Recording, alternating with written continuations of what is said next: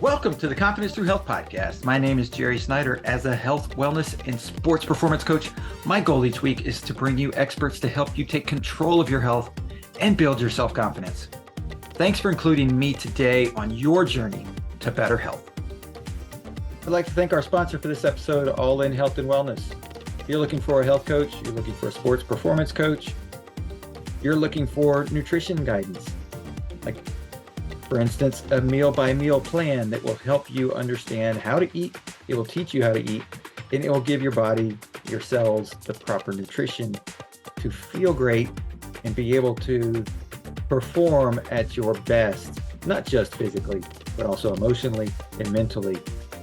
If you're looking for those things, you're looking for the key to improve your sports performance, both from a nutrition standpoint and an exercise physical standpoint and a mental standpoint as you approach your athletic event.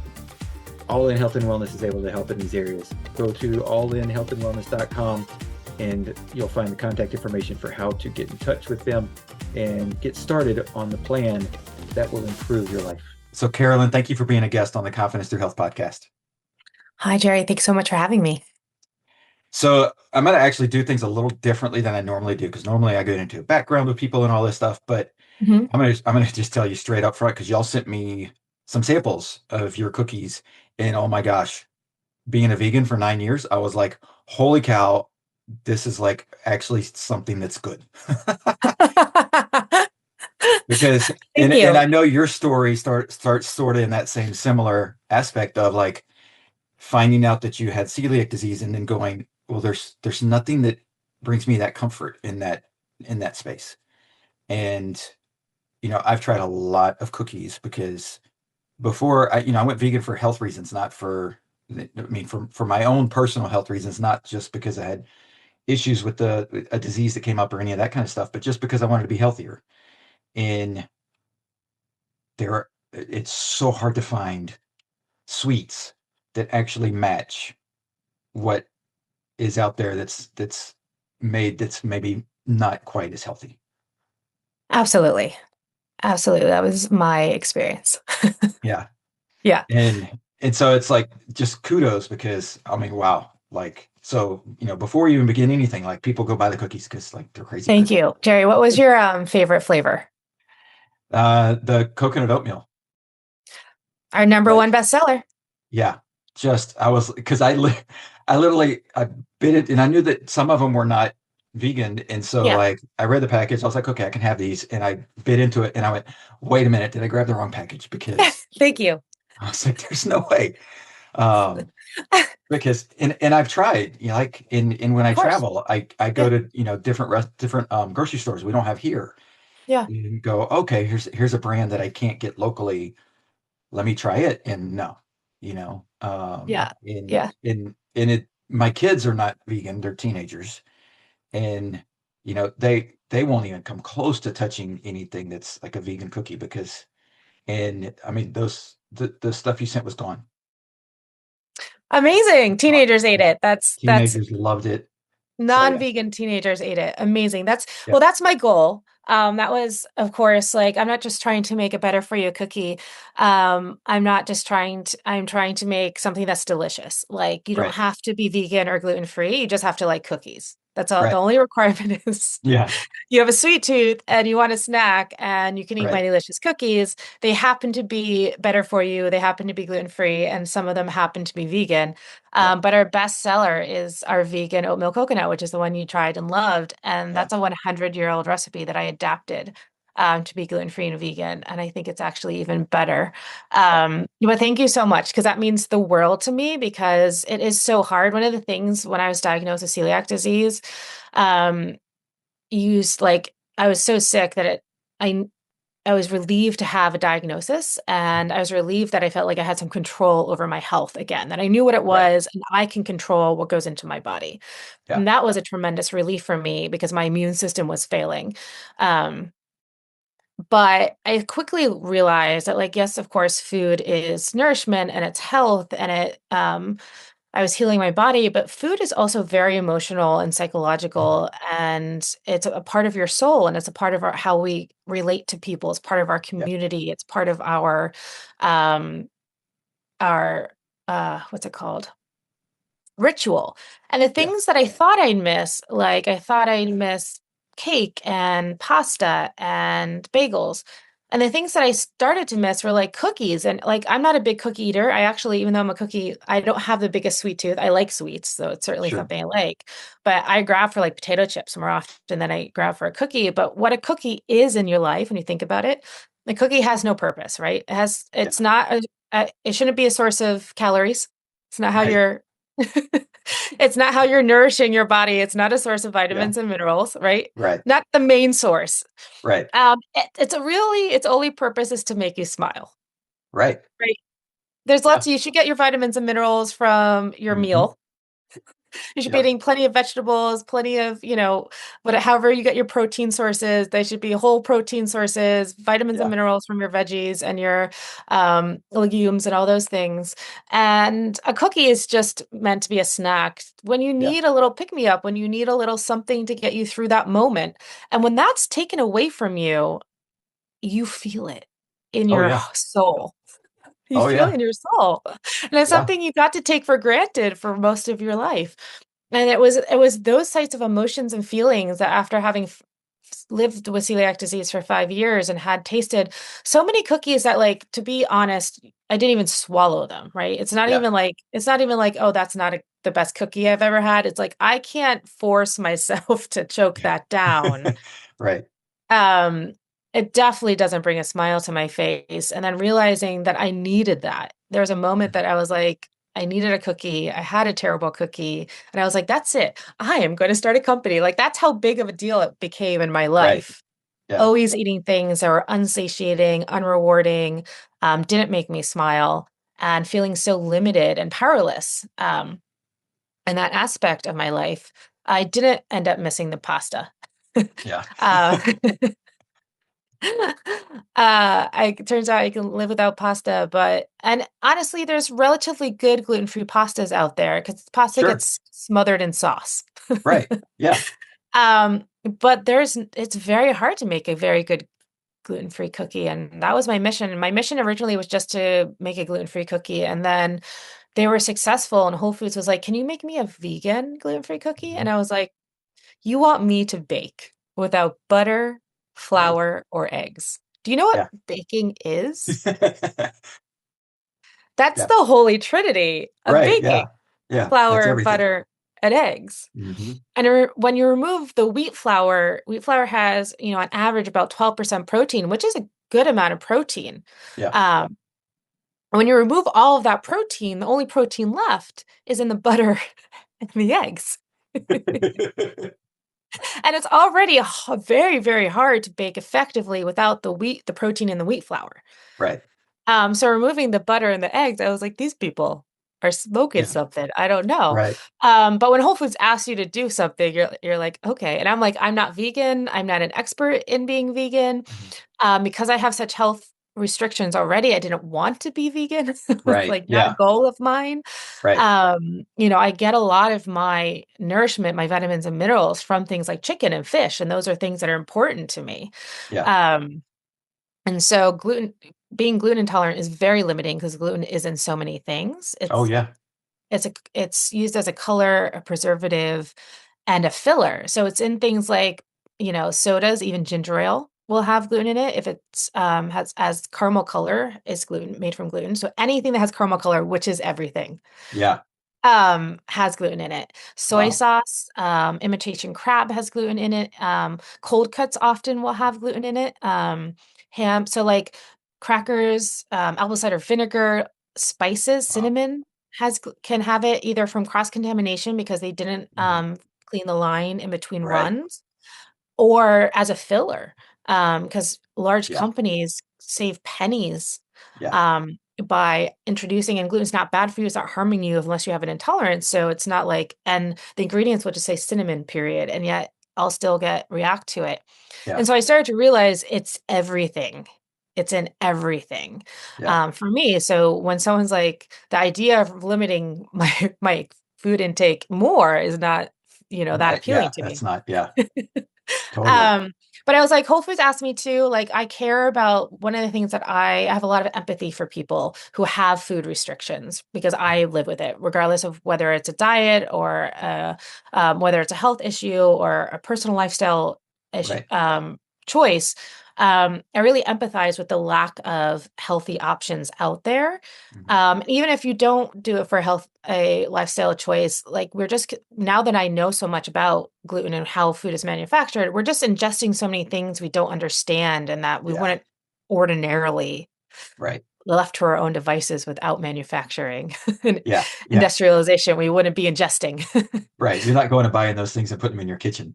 Yes. Whereas like wheat and corn are relatively healthy for you. The way that we manufacture them and process them and then put them into food and the way that we add things to food in order to make it shelf stable, it's not like Yeah. nefarious. It's in Yeah. order to get it to a 9 month shelf, Right. a shelf life in order to feed billions of people Sure. effectively.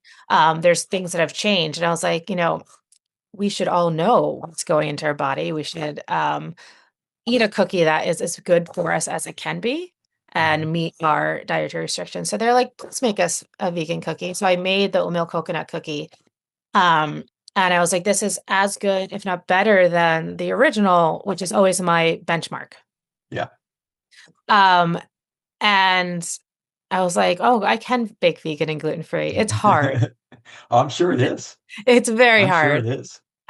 It is lots of like my manufacturer makes fun of me. He's like, "You must be," because I just do it in my kitchen. He's like, "You must be in there going like this, Carolyn." I was like, "I am." With the baking soda, I'm like this. Yeah. But no, I mean, that's true because my daughter loves to bake and she's 16. And so she'll occasionally be like, Dad, can I bake something for you? And I'm like, yeah, it's either super flat, not fluffy, and just hard, dense, and it's like the taste is okay, but just the texture's not the same, Exactly. right? And that's the hardest part And because that you've removed the protein right, from and the protein is elasticity. And so in order to create a baked good, you need the batter to expand as the moisture is expanding and it's mhm, creating a bubble, which gives you the crumb. right, And if you don't have the elasticity from the protein, you cannot create the crumb that baked yeah, goods require. Whether it's a cookie or a muffin or a cake, they all right, require the strength and elasticity is the strength in the body of the batter. right, And once you remove that, yeah, there's you gotta be very technical and strategic about how you're gonna get it back in without using an animal product. right, Because yeah, that's what eggs are. Eggs provide strength mhm, and elasticity. That's what the right, protein in the wheat provides strength and elasticity, and even the dairy from the butter provides strength and elasticity.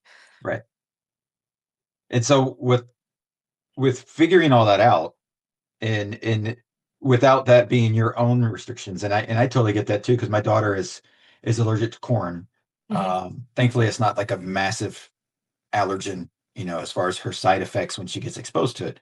Um, but we learned very quickly that okay, corn's and everything, and Everything. wheat's and everything, Hmm. and so it's like, you know, looking at that and then going, okay, how do I find something? And and so the first step is how do I find something, and then the next step is there's even a very, very, very much smaller, narrower, hole of things that actually taste good that fit those things. Yes. And so when you're trying to figure that out, like and not being vegan, so like going like, okay, well, I think it tastes good, but how does it compare to other products that are out there? Because you may not have been necessarily like eating those things beforehand, right? And focusing on that. Like when you're putting all that together, like how long does that process take to figure out, okay, this is something that not only is sustainable from a I can make this in we all know that obviously you're in business to make a profit as well as do all the other things, right? You can't just Yeah, make a no. great product Yeah. and not make money off of it. That's the Um, challenge. Yeah. yeah. And so trying to balance all of that and figure out so how long does that take for like say an individual product when you go, okay, I want to create this. or Whole Foods says create this, how long does that usually take? I mean, I would say it's continuous because I'm a perfectionist and we're always like trying to find ways to improve the product because one of the limitations you have when you're making a better for you product is there's no preservatives in there. Right. So you're always battling against shelf life because in order to get it to your grocery store, I have to guarantee them 9 months of shelf life. Yeah. And baked goods have like a few hours, like Hmm.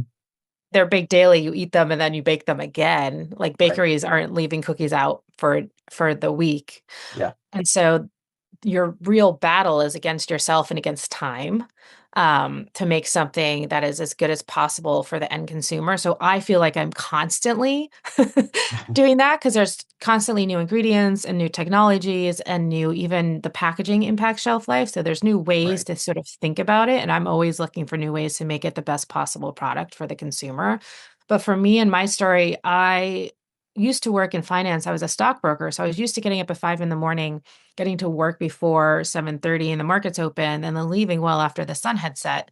Yeah. Um, and so I was used to working these really crazy hours, and I left my job when I had such a bad cookie that I left my job as a stockbroker. That's how bad Yeah. that's how the state of mind I was in. And I would just get up. I would get up and I would sleep till 6:30, which felt very luxurious to me at the time, and bake for 12 hours. And I spent 3 months baking until I had a product that I was proud of and that I could replicate. Because it's one thing to make a cookie once, but you'd be Right. really surprised at how hard it is to make it exactly the same way twice. Yeah.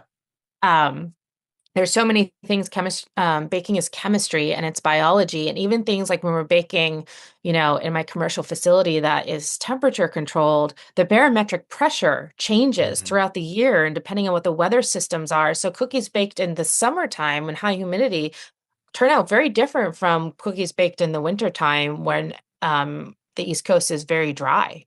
Yeah. And even weather systems moving through can change the outcome of your product.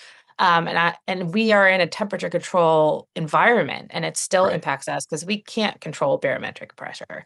Right. Um, so it's surprisingly hard to create a shelf stable, uniform product like a Chips Ahoy or a Oreo cookie that we all take for granted. Yeah. But it took me about 3 months, and the innovation that I realized when I started because cookies have existed for a very long time, and there's Mhm. hundreds of varieties of cookies, and we understand the chemistry of a cookie. If you Mhm. go to a French baker and go to French patisserie school, they're going to teach you all the different ratios and what a cookie Right. is and what the chemistry is and what the science is. And we know how to do it, and every culture knows how to do it. But we don't know how to bake gluten free. And I've learned very quickly that that chemistry does not exist. Yeah. And the reason is because we think about wheat flour as an ingredient, but it's also a technology. And when you remove that technology from baking, the whole thing collapses. It no longer Right. works at all. Yeah.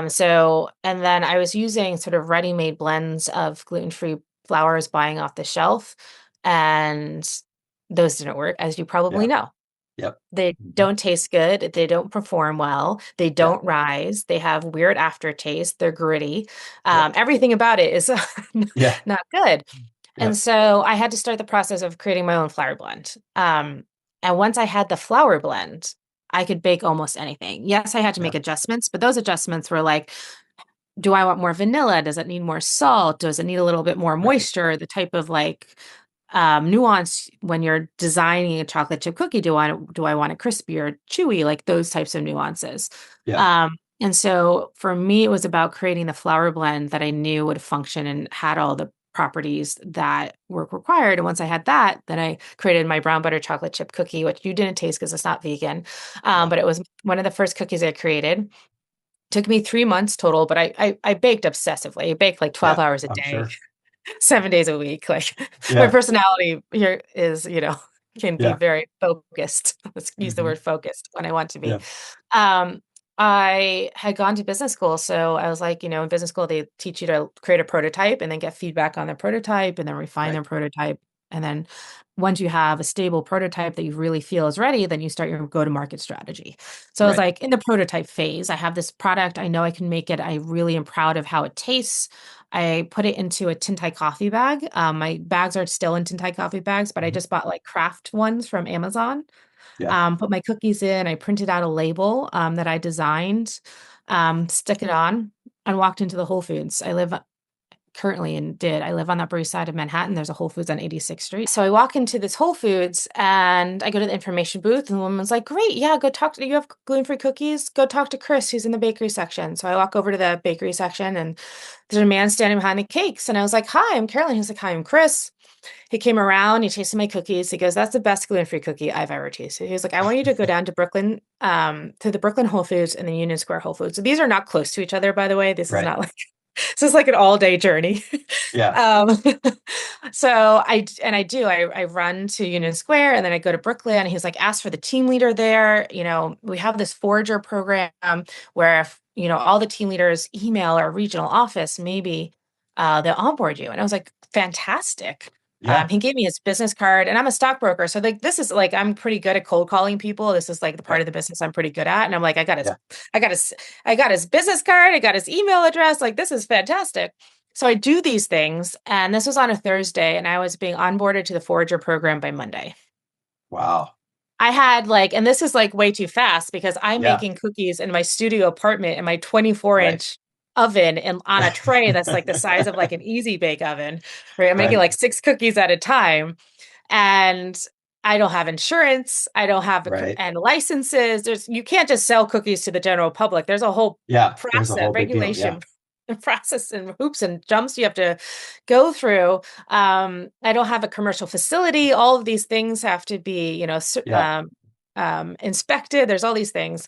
Fortunately, took me about 6 months to onboard with Whole Foods. 3 months is pretty average for the industry. Once you get from like, okay, we want your product to like actually being put on shelf is Yeah. 3 months is pretty fast. So I get all my ducks in a row, and that was my go-to-market strategy. Was like I went from like baking cookies in my apartment to Whole Foods. Yeah. And Wow. so for me, it was 3 months before I had a stable product. We've been refining and perfecting the recipe since then. Like me making cookies in my little stand mixer and making Hmm. 600 pounds of cookies is not that doesn't compute. You can't Right. multiply a recipe more than Right. 4 times. Any Yeah. recipe you have, it can only be multiplied 3 to 4 times because the leavening and the seasoning and the vanilla, they multiply exponentially where everything Right. else multiplies in a linear fashion. So if you multiply your recipe times 5, it's going to taste like the ocean. Yeah. You can't, it's inedible. Right. And so there's a lot of then calculus comes into play. You have to start like figuring Yeah. out how to solve Right. this equation. And so there's a lot, even today, like the recipe changes depending on the batch size Mhm. because we Yeah. have to adjust for the salt and the baking soda and things like that. So Right. it's so much more when I came up with this idea, I was like, yeah, I'm gonna make some cookies. And all of a sudden I'm like solving exponential equations. Right. Oh my gosh. But I think a lot of people can relate to that piece of it because, you may buy a box, mix in like, okay, I'm going to make whether it's a cake or cookies or whatever. And then, okay, now I'm going to have a party and I'm going to have a bunch of people. And so I'm just going to I'm Yeah. just going to multiply that and boom, boom, boom. Yeah. And then it No. doesn't taste as good or doesn't rise or something's wrong. Yeah. And, Yeah. and everybody notices. Right. Yeah. Yeah. I will say that if you want to make the best cookie in your life, anything like the more you can multiply your recipe. So if you want to make the best tasting cookies at home, multiply your recipe by 3 yeah. and then save some of the dough. It's going to be the best tasting cookie because salt and vanilla are what makes the cookie taste good, and you're Hmm. getting that compounding effect because it's Yeah. exponential. So a recipe multiplied by 3 tastes way better than times 1. Nice. So let's talk about, you mentioned some of this earlier, and I know this may not be like your true expertise, but Hmm. you related it well. So I wanted to just dive into it a little bit from the like emotional side of Hmm. a cookie, and it makes you Yeah. smile. And like when you were telling that story and talking about that, the thing that popped in my head for whatever reason was like, so I was a college athlete, so we traveled a lot. and we always loved when we checked into a DoubleTree because you got a cookie, Yeah, yeah. and it's like, Yeah, and I remember the first time because that was when I was traveling with it. That was the first time I ever stayed at DoubleTree, and I was like, "What? You get a cookie? What? Where's the yeah, cookie?" Right? yeah. Like everybody wants a cookie, and so like that piece of life is something that when you do have whatever restrictions, whether you're putting on yourself from, okay, I've got to lose weight, the doctor said, blah, blah, blah. And Mhm, so I'm eliminating things out of my diet, or you have a diagnosis where you have to start watching more carefully.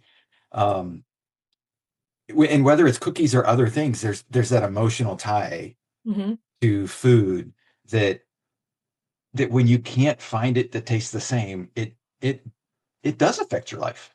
mhm. It And does. and so being able to come into that and go like, okay, now I can provide something for people that fits that need, right? Like that's a driving force for you, right? Oh, absolutely. And it's a driving force. Like when I have, because I got to live 31 years of my life eating gluten. So I know what food should taste like. I've had the ability to live internationally. So I've lived in Italy, I've lived in Switzerland, I've traveled all around Europe. I've had the best croissants the world has ever made. Like I Right. know, and I love food and I celebrate food. And I love to go to grocery stores. Like when I am traveling, I enjoy seeing like, the museums and everything, but I also want to see what flavor yogurt they have. Like I just find Right. all food culture really interesting and Yeah. engaging, and everyone's palates are different based on where they're from, and I just find that fascinating. And then all of a sudden that was sort of taken from me. And of course I felt sorry for myself, but my heart would break for kids who my immediate thought when I eat a really disappointing cupcake or brownie or something that looks really appealing because I always look great, and then you bite Right. into it and you're like, oh, I don't want to chew this. Yeah. um, is like the kids who are diagnosed at 3 or from infancy and Right. they never had a croissant. And I think Yeah. that croissants are some of the best joy in the world, warm Mhm. croissants. Yeah. um, or chocolate croissant. I've never had a birthday cake. And that is where I like my heart breaks. And this was even like I started this company before I even had children. And it informed not only how I think about the product and how I want the product to look and feel and smell and taste, but also how the packaging looks. Mhm. Gluten-free products and better for you products often are very trite as far as their packaging is Right. concerned. And so we have a mascot named Charlie, and Charlie is our non-binary unicorn. Yeah. And everyone loves Charlie. I've had grown men who are 6'5" be like, I love your unicorn. And then little girls love Charlie. And that was the Right. intention of Charlie, Yeah. that he resonates with everyone. And it was really important to me that it wasn't Carolyn's gluten-free, that it was Mighty-licious. I wanted the name to be fun, and something that brings a smile to your face and communicates that. I wanted the packaging to be bright and fun so that it's inclusive, and when you look at it, you know that this is fun. That there's one purpose for a cookie, and it's to make you smile and to have a little fun. And so everything about not only the product itself, but also the packaging and what we're communicating with the packaging, um, is part of what the company values and embodies and is important to me as the founder, is that this is something that you're going to enjoy. It's going to make you smile. You're going to be happy. Um, and that was because I had so many products that did not make me feel happy. And I wanted to share that with the world, and most especially with the kids who maybe have never gotten to have the experiences that I've been fortunate to have in my life. Well, and that resonates with me. My sister, well, my nephew, my sister's son, um, was diagnosed with celiac very early, like as a baby, because she had to watch what she ate when she was breastfeeding, because that's Yeah. that's what Mhm. initially Yeah. like diagnosed, because that she Wow. was like, she's like, what's going on? And so she had to be gluten free until obviously he was old enough to be on his own as Wow. far as food's concerned. And and so, but now, of course, she feels the need and does most of the time lives gluten free, because she's just like, I don't want to take a chance on bringing something into the house that he mistakenly eats, and just because it's not life threatening in a one exposure standpoint for him, but it definitely affects his life.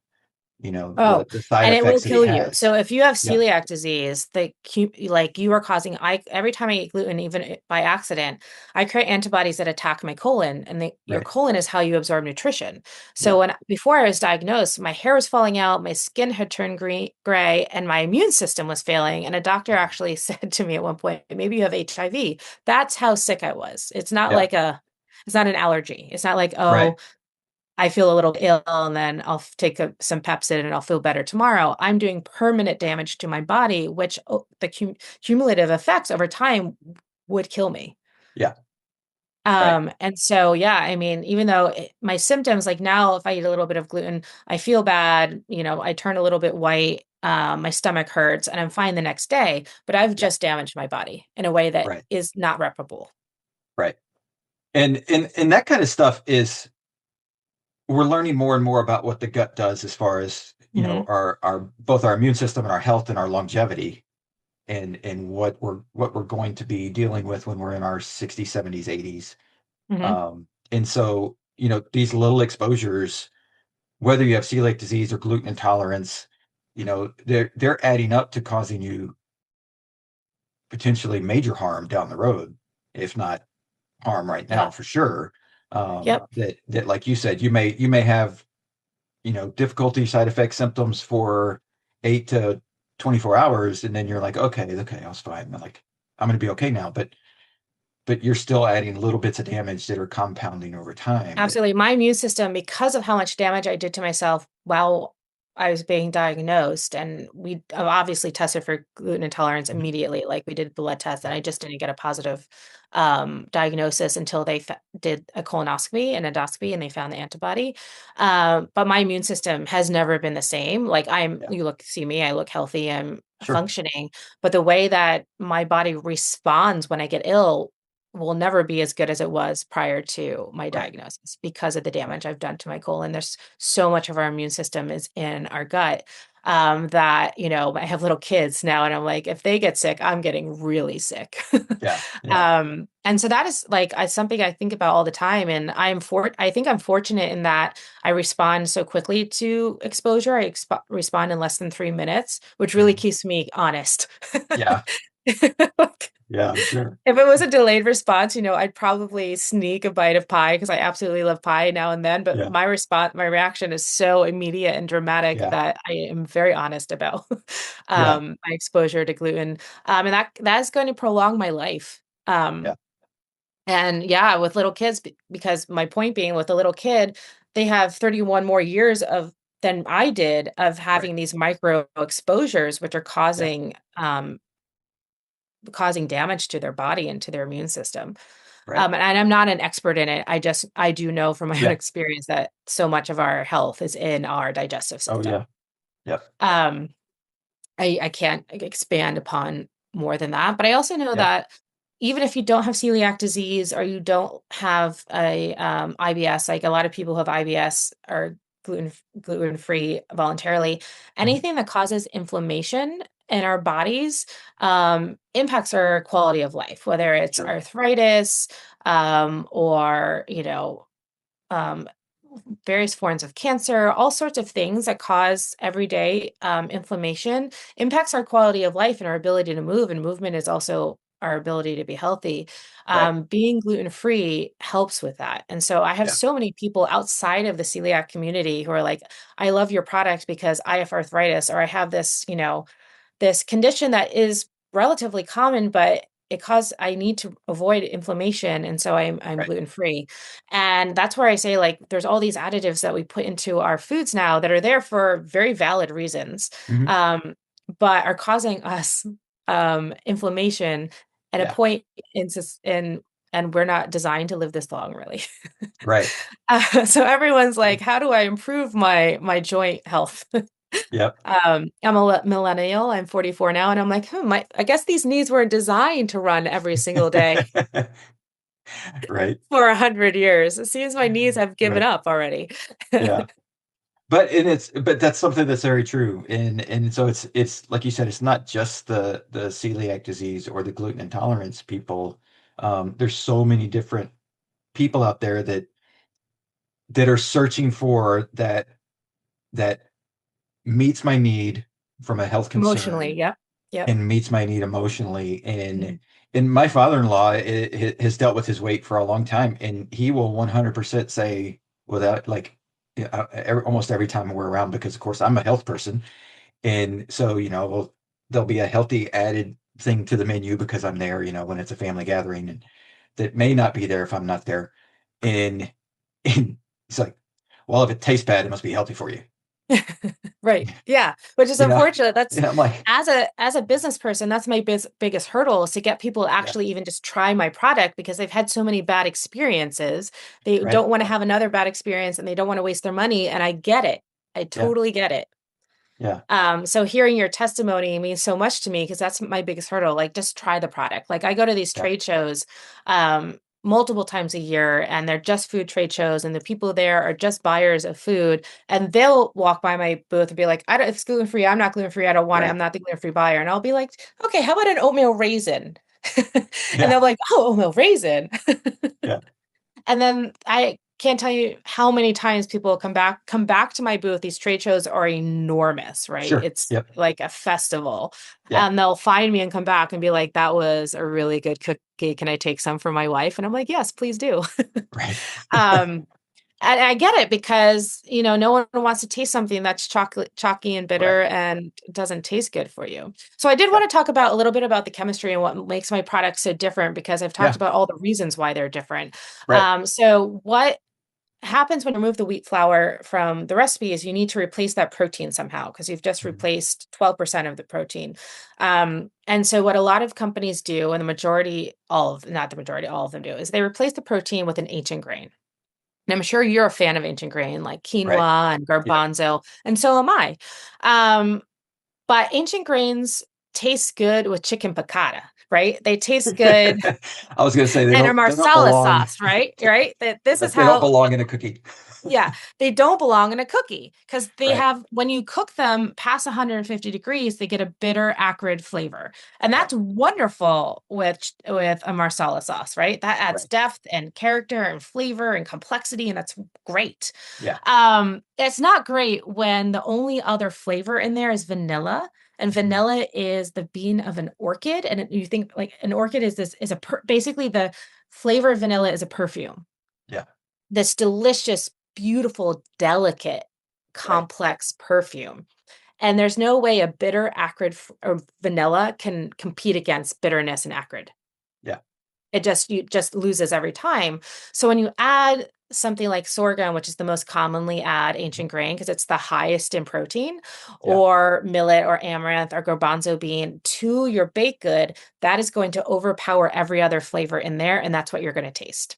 right, And so what you're wanting to taste is butter and vanilla, and what you'd actually taste is bitter and acrid. right, And it's not okay. You're like, this is yeah, it's not not, yeah, what I mhm, was wanting. And then the other thing I realized, so I was like, I knew going into it, the sorghum didn't taste good. I was like, there's no way I'm using yeah, sorghum in my products. yeah, The other thing that I learned during the process was that rice flour is not milled for baking, it's milled for cooking. And so when mhm, you think about wheat flour or cornstarch or tapioca starch and you put your fingers in it, it feels silky, like it's super fine, like silk or satin. When you buy rice flour, just plain rice flour on the market, and even I buy it by the truckload, it's milled to a fine sand, yeah, which should explain a lot yeah, about why that texture you get from gluten-free products and vegan yeah, products. When the rice flour isn't milled fine enough, it can't homogenize with the wet ingredients and create that soft, pillowy dough. It just yeah, stays as sand. That's where you get that flatness from, that grittiness yep. from, because I'm it's I'm chemistry. tasting a previous Yes, you cookie know just exactly what I'm like from talking that. about. So And now I'm you like, have a that's that. weird, Yep. bitter, acrid flavor and Hmm. grittiness. Yeah. And if you add garbanzo bean, and I love chickpeas so much, but they're chalky. Yeah. And then oftentimes there's chalkiness in there from a garbanzo bean. So now you've got gritty, chalky, and bitter. This is Yeah. not what a cookie should It's be. not a cookie. Yep. Yeah. And so I learned this. So what we do, I had to do, or what we do in order to get this wonderful product is I work with co-op farmers in California, Mhm. who grow a significant portion of the US's rice. Yeah. Um, and then we work with a rice mill in California that mills our flour for us. to a speck so that it looks Yeah. and feels like cornstarch. So it's Right. super fine, super silky, super pillowy. So you never get grittiness from our cookies. And then in our gluten-free cookies, which is why they're not vegan, we replace the protein with whole milk powder. Hmm.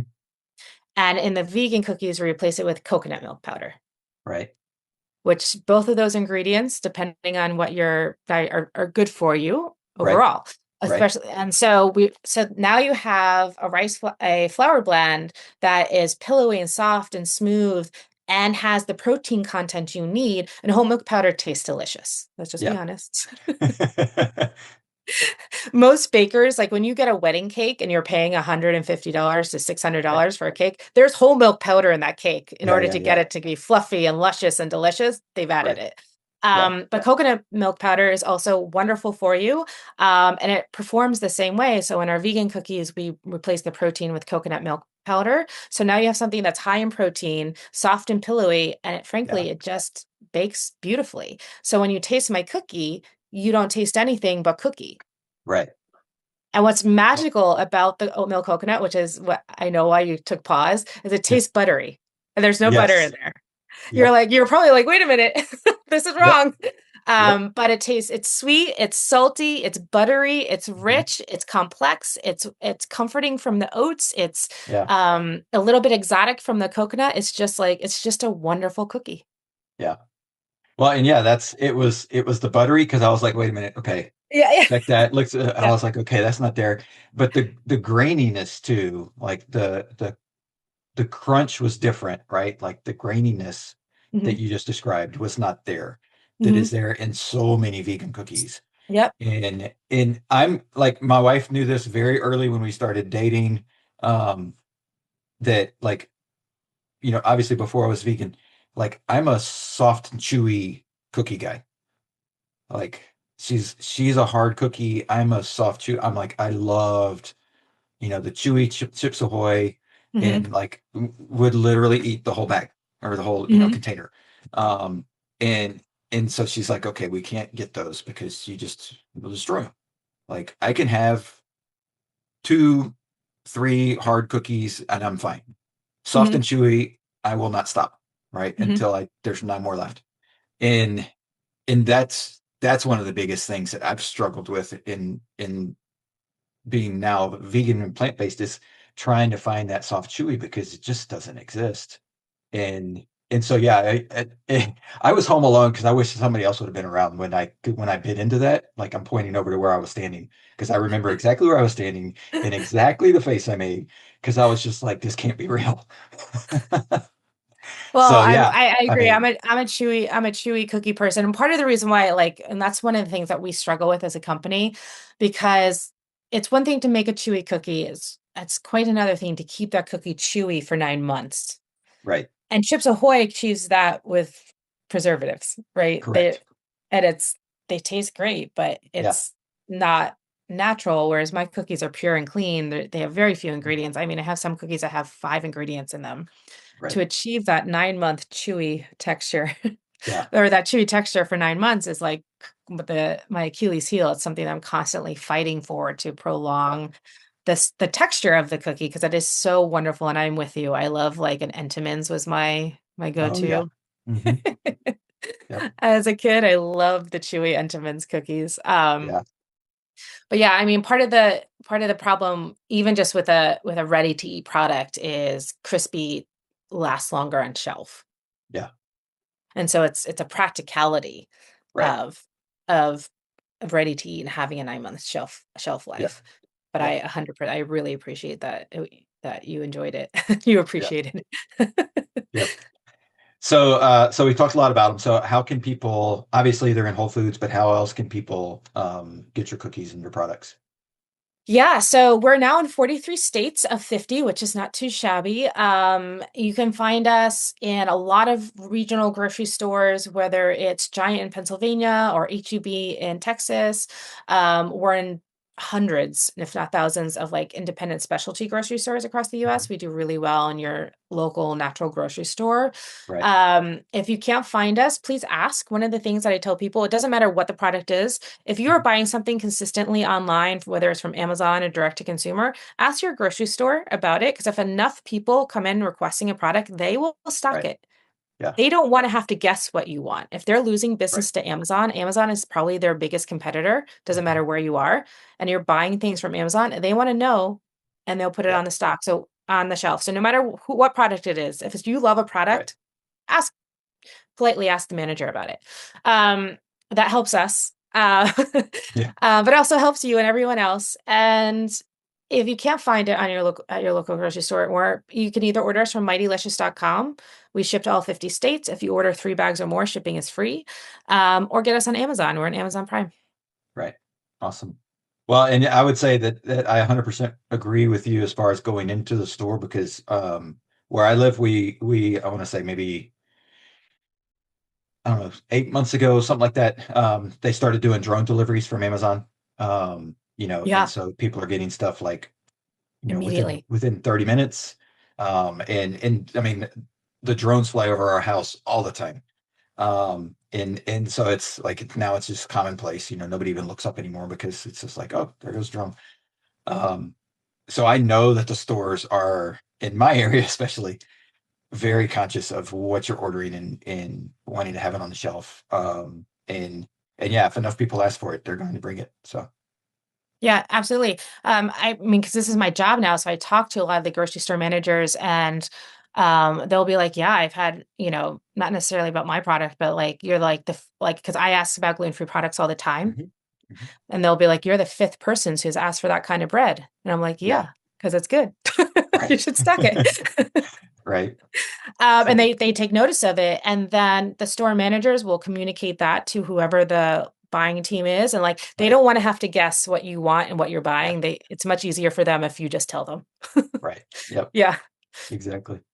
Well, Caroline, I want to thank you so much for being a guest. Is there anything else that we didn't touch on that you would want to share with the people listening? Oh, that's such a good question. I don't think so. This has been such a wonderful interview. Your questions were so thoughtful and, Awesome. Thank you. insightful. I think I've touched on everything, just that, cookies should make you smile. Um, if you don't see something that if your needs are not being met, like, do something about it. Right. Yeah. Well, and they should. And I'll just add too that like because I'm a health conscious person, and this is obviously a health conscious, podcast and purpose behind it.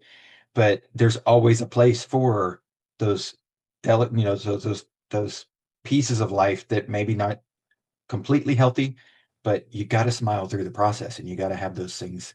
And Yeah. and yeah, cookies are I those appreciate things that I Yeah, think everybody growing up, we all loved cookie day, whether it was, somebody brought cookies to share in class, or, you got absolutely. home and you smell cookies in the oven and like, oh my Absolutely. gosh, cookie day, right? Yeah. Like everybody loves cookies. Yeah. And so, I applaud you for doing it. And like, I mean, I'm not lying. The cookies were amazing. So like, I highly recommend you to everybody. So, Thank you so much. That means everything to me. so thank you so much. Thanks for checking out the Confidence Through Health podcast. Please subscribe, post a review, share this episode with those you love who need a little extra help with their health journey. Visit allinhealthandwellness.com to learn more about the coaching programs that I provide. All episodes are produced by the Social Media Cowboys, your source for all online marketing needs. Go to socialmediacowboys.com for more information.